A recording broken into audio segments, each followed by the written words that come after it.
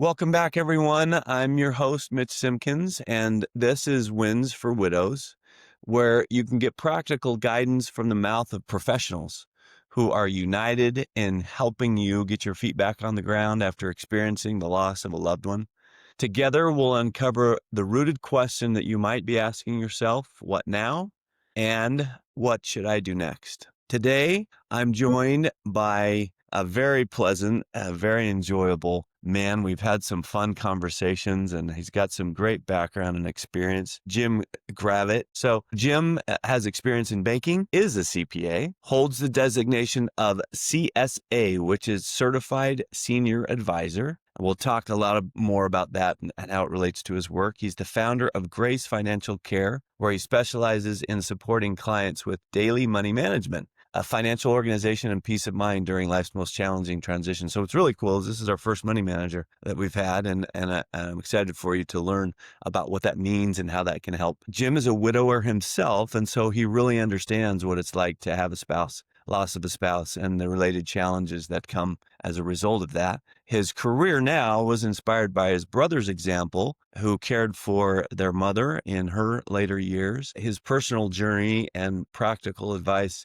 have empowered many from overwhelm to clarity and confidence. And outside of his work, he volunteers for the Metro United Way, Leadership Louisville Encore program, and he enjoys traveling, reading, and time with his wife, Tanya, in Louisville, Kentucky. Well, Jim, it's nice to have you. Anything you want to add to that bio, your background, your experience, anything there that we should know? I think you nailed it. I kind of short the introduction and say I'm like a personal assistant for your money to get it at the right place at the right time for the right purpose. That's easy for people to understand because people do not know, they don't know what a daily money manager is. They're very confused about that. No, thank you. So give us a little bit more on that, Jim, because I do know that's going to be a new concept for a lot of people. What is a daily manager and how is it different from like a CPA or a financial advisor or a...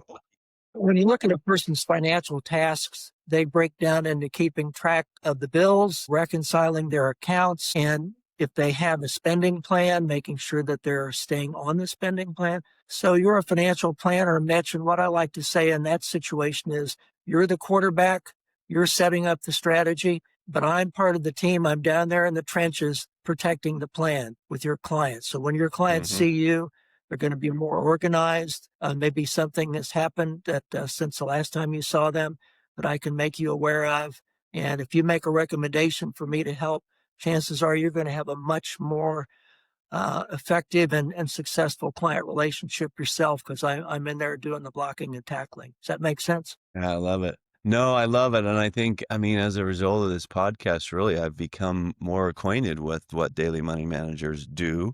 Is there a sponsored organization that manages daily money Very managers? much so. When I was doing my due diligence, seeing if I wanted to do this work, of course, I spoke with some people locally and discerned that there would probably be a need for it if I could just get the word out about it. So, but I found the American Association of Daily Money Managers, AADMM. You can look it up on the internet. Okay. They have a search by location area. And I found that in similar sized cities, there were people doing this work. Like Indianapolis, Nashville's pretty close, Cincinnati. These several small little businesses doing this work. But here in Louisville, it's only one other person. So I decided that this underserved market needed some expertise. But that association has been invaluable to me because there's people who've been doing this for years and years and years, and they've seen everything. So if I have a need for some advice, I go into their forum section, and they're very helpful people. So it's been a real great thing for me, not only the administration of this type of a business, but questions about what should I do in this particular situation. All right, so let's dig into a little bit more on the kind of around this first question. Really, sometimes these taking care of the finances for some widows, flying solo really is the first time that they've done that. And so, give me some more examples of like day-to-day things or particular things that you would do to serve a widow, to help a widow, and maybe some examples of how you've seen that over your time and the work that you've done that's really been a help and I'll take a big relief. it from the very start. give you an example of a recently widowed person, and let's say they're the executor of their spouse's estate, their husband's estate, since we're speaking about widows. And that's a daunting task for anybody, particularly though someone who is very close to the deceased and is having a lot of emotion about that. But, most executors, many executors, I'd say, don't know the first thing about being an executor. So you can provide a lot of relief from them just by giving them a list of here's the things that need to be done, and here's the order in which the things need to be done. And then what can I help you with? And it may be something that we need to find the will. We need to find some hidden assets because a lot of times, as you say, these spouses were kept in the dark for one reason or another. And if things are done in the right order at the right time, it saves a lot of effort down the road. And it really helps to solve a lot of problems before they happen. So in that situation, I may not be the fiduciary, but I play a fiduciary role by helping the fiduciary, the executor in this situation. It could be something as mundane as how do I declutter this house? What do I do with all these possessions that my husband had? Getting Mm, things organized for that purpose and just contacting the people that need to be contacted for the things that they need to be contacted about, even going to the mm, funeral home with them and helping make arrangements. And I'll say this also, this sounds a little bit morbid, but it can be helpful in a situation where you know that death is imminent to see if you can get some information from the husband about what's going on with their accounts and their financial affairs. Because sometimes it's written down, but a lot of times it's totally up in their head. And so the more you can get that information before the death happens, the better. That's not always something people are comfortable doing, of course. People don't want to acknowledge that, that's coming. So yeah, that's some yeah, helpful things that I think really begins to take the burden off the soon to be widowed person. yeah.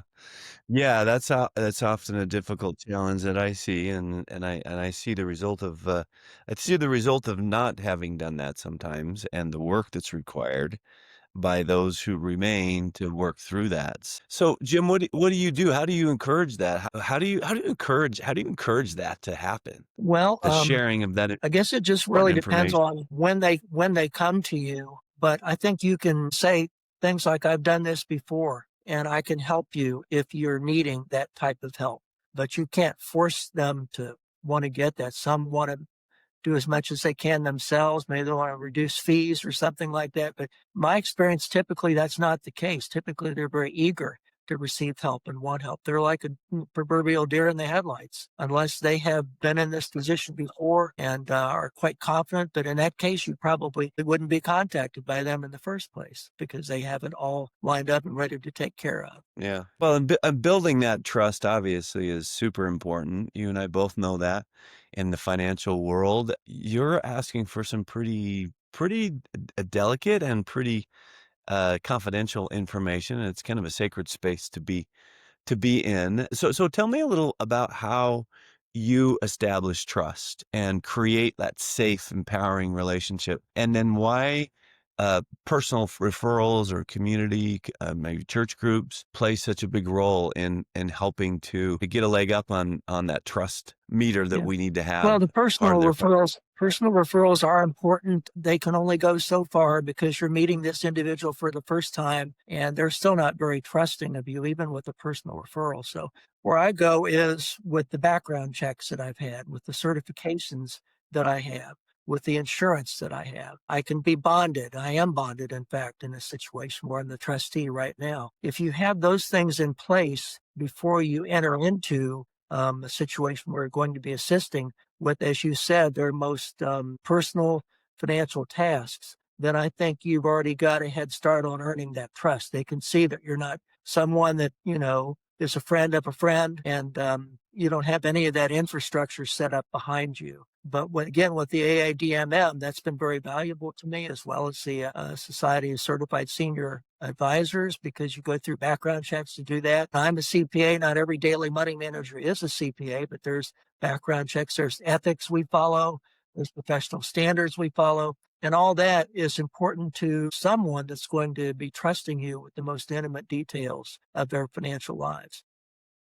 The personal meeting is very, very important. They don't, people can read people, and they may think they can read people. And so, if no matter all that may not matter if the person just doesn't get a good feeling about me, and if I don't get a good feeling about them. So it's important to be able to establish rapport so that they feel like this is someone I can work with. Because some people can be very egotistical about that, and they can, just be very dictatorial, and that can get your things off to a real bad start.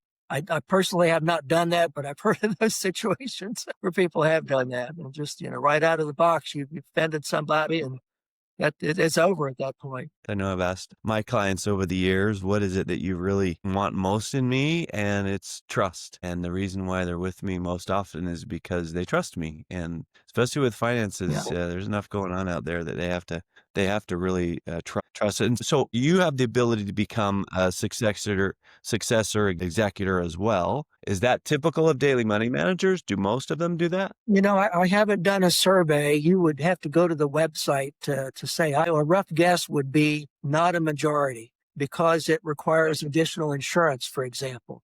And some Okay. people and also there's a higher level of risk associated with that. You open yourself up to possible legal challenges. So you have to be very careful what you're stepping into and make sure that you don't exceed the bounds. A lot of times the role is beyond a financial role, and some daily money managers will take that on. They would become a person's POA or for medical purposes even. But I certainly don't do that. I don't have the background to do that. But just I'd say be careful what you're agreeing to do. And again, having insurance for that is vital. And some people want to do that and fill that role. Other people don't. Yeah. Okay. Well, that's good to know that that service can be available because, yeah, that's no small task to jump in and take that responsibility for sure. You mentioned that being a widower, and working personally with grief, you've experienced that. And so, as you work with widows, what are the most important lessons or encouragements that you offer to them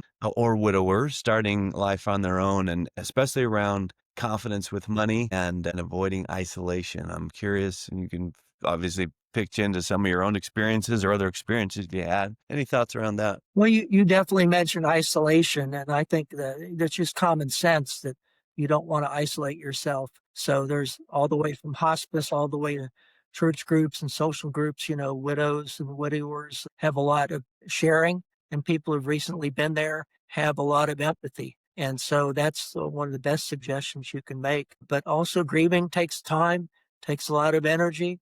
It's emotionally just exhausting for people. So when I'm working with someone in that situation, I certainly don't ask them to do too much. And we have to go at a pace that's comfortable for them. If they decide that they want to take over the affairs that their husband handled, then we can ease into that gradually and give them the confidence they need. People are so afraid of making a mistake. Sometimes it's going to cost me all sorts of, loss of fortune. That's typically not the case unless they do something in response to some sort of a fraudster or scam routine. That can be something you watch for. You hear about the romance scams all the time and have to be wary of that. I find another thing that's valuable is if there are children involved, to meet with them as soon as you can and let them know who you are and what you're doing because they're naturally suspicious and protective of mom. And so it's important to make sure that they know who you are. And that can be interesting because sometimes children are not necessarily wanting to be helpful. There's all kind of family dynamics that you have to be at least mindful of, and you may never even be able to figure what the dynamics are. Yeah. But I just think it's better to be open about who you are and what you're doing, and then they can react to that in any way that they want to react to that. But you Yeah. have to make yourself known as this is who I am and what I'm doing. And if you can gain the children's confidence, I think that goes a long way toward gaining the confidence of whoever hires you, the widow that hires you. Very much so, yeah. And for other professionals that watch the podcast, one of the things I try to do is always beforehand find an opportunity to meet the children with the client there in the same room so that they can kind of see them say, "Look, I trust Mitch. Here's your guy if anything happens." And that's definitely helped over the years. I assume, Jim, you do a Absolutely. similar thing in your practice. Absolutely goes a long way. Sometimes they will be the one who reaches out on their mom's behalf also. A lot of times it comes from a person Yes, like yes, yourself yeah. or an attorney. It could come from a church member, just, comes from all different directions. Walking through, obviously, the client's comfort level, the amount of information that you want to share, that they want to be seen beforehand. And yeah, I mean, I always say too, once people have passed on and died, it's hard to do things where beforehand there gives so much more opportunity. And I know no one wants to talk about the topic, but it's a gift for people to have that early look, to at least be able to see and maybe ask some questions and begin to understand, like, why did you do this? What's this? Help me understand this, so that one, they can understand, and two, there maybe make some changes before, so that it makes the transition a little bit easier. Right. Every person has the way that they do things, and it's obviously feels good to them or they wouldn't be doing it, but it may or may not be something that you want to stick with in terms of a practice. So when I go in, I sort of do a holistic review as we're moving forward to see,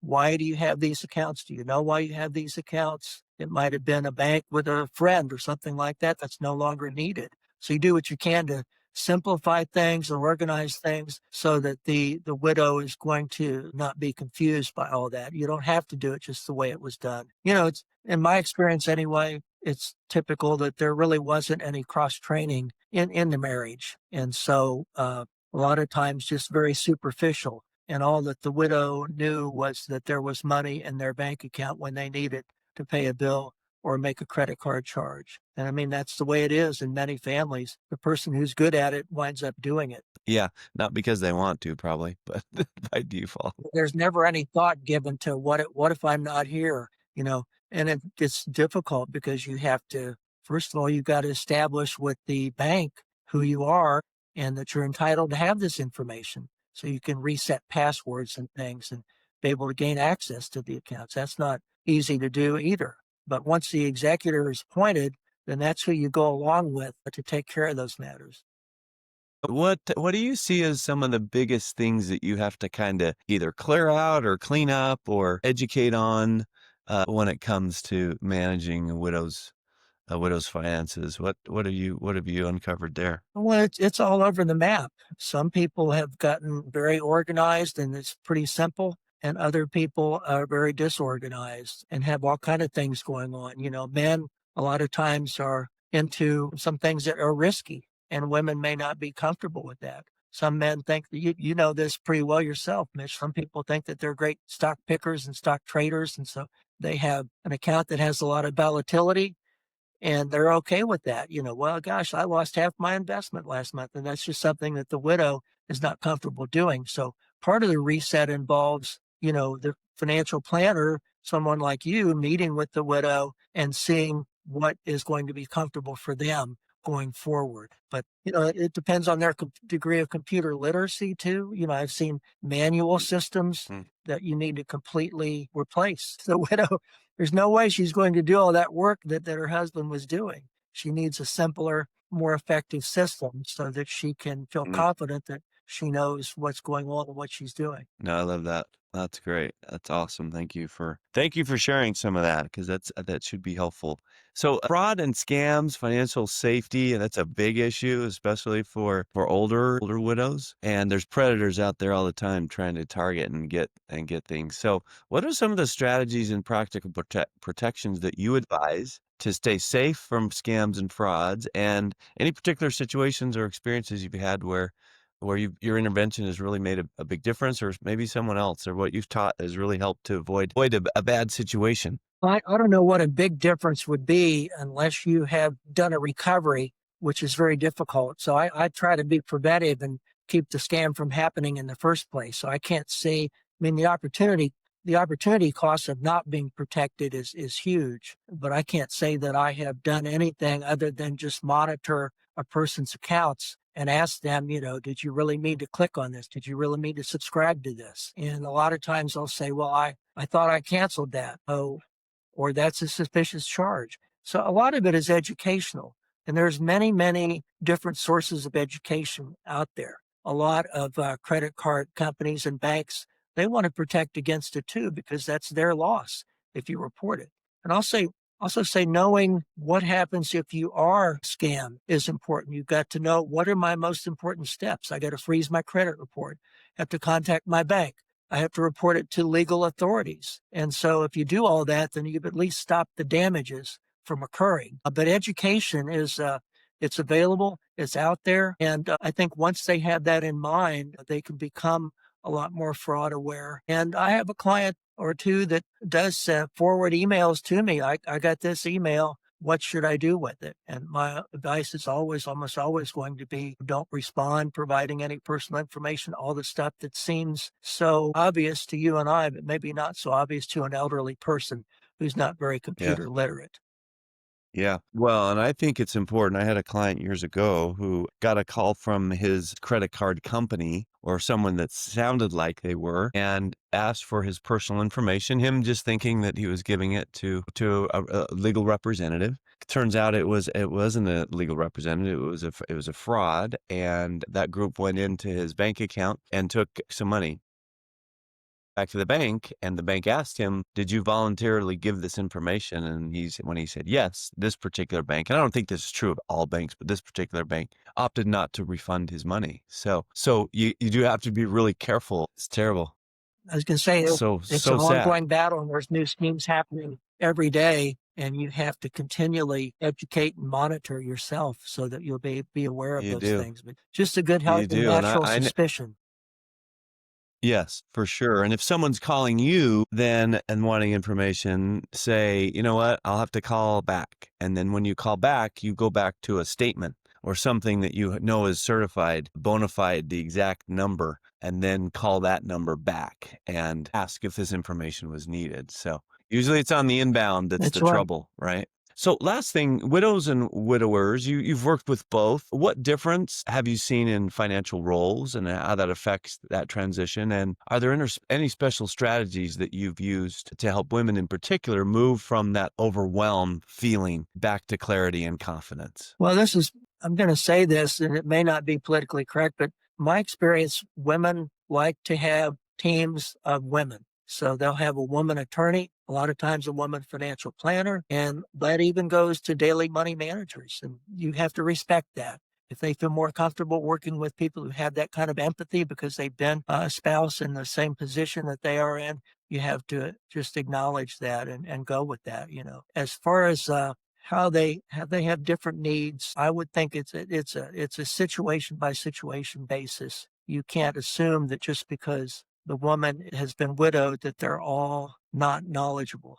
They're very knowledgeable quite often. They have a lot of good common sense. And then the grieving Good process point. is the other thing that's the variable. Some people grieve easily, some people grieve long, and you have to be sympathetic to that and not overwhelm the person. The last thing they need is someone pressing down on them, giving them another list of things to do when they feel overwhelmed already. So you have to be sensitive to the energy level that you're seeing and know when, even if you haven't accomplished what you want to accomplish, but if your client is not staying with you on that, then you can make it worse. And I would say that applies to both women and men. I wish I had more differences to point out, but I think it's more individual than it is anything else, Yeah. Mitch. Yeah, I mean, I had a guest on last week, and we kind of talked about the grief and the real side, the human side of what it's like to work with someone who's had a loss so fresh. And one of the things that was said that really resonated with me was even if you have an agenda of things to do, if there's grief and there's really the need just to connect,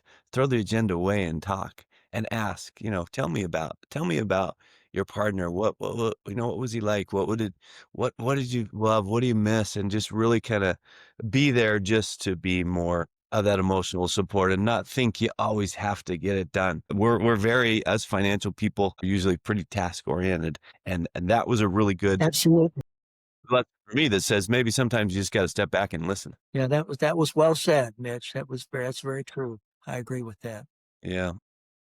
Well, I think you bring, Jim, from your perspective and background, although you took it from a different side than a widow, you dealt with the grief. You dealt with it at this particular time, and you had to carry on. And so I think that makes you very in a really unique and amazing position there to assist in that particular time of stress and grief. Well, thank you. I don't promote that. I don't know how you could promote that, ethically or anything, but it does help to have been through that, even though it was quite a few years ago. But Yeah. I'm the kind of Yeah. person that I would just start doing things to keep myself busy and keep my mind off of the loss that I just experienced. That was how I crawled out of my grief fetal position. But other people are different, and you have to be sensitive that everyone has their own way. And I'm getting in more of a counselor role than I should. Just giving you the benefit of what happened with me. I'm sure your advice is helpful because it comes from a place of knowledge, experience, and caring. So, Jim, anything Just else you have want to add anything that we answered for didn't you. connect? I think I'm we sorry, did say that some again? pretty good. I said I think we did some pretty good Q&A, so I don't have anything to add. I just think that Yeah, daily money managers provide a valuable service, and it's the most useful profession that not enough people know about. So a there lot you of my go. work here in Louisville is just to let people know who I am and what I do. So I appreciate the opportunity, Mitch, to have been interviewed today, and certainly think you got a great podcast going on here, and I like the way that you specialize, and it seems like you're really enjoying it also. Thank you. I love it, actually. I've learned so much. I wish I had started this 20 years ago. Because I'm learning more than anyone else, and that's really been helpful. But yeah, no, I love that we add the daily money manager, and I know that people will now understand what you do and the value that you provide. I, as a financial advisor, see it and know that it will help clients. So, Jim, thank you for your time, for your expertise, for your willingness to share that with the group today. Great, Mitch. I appreciate you taking the time to talk with me today. Thank you.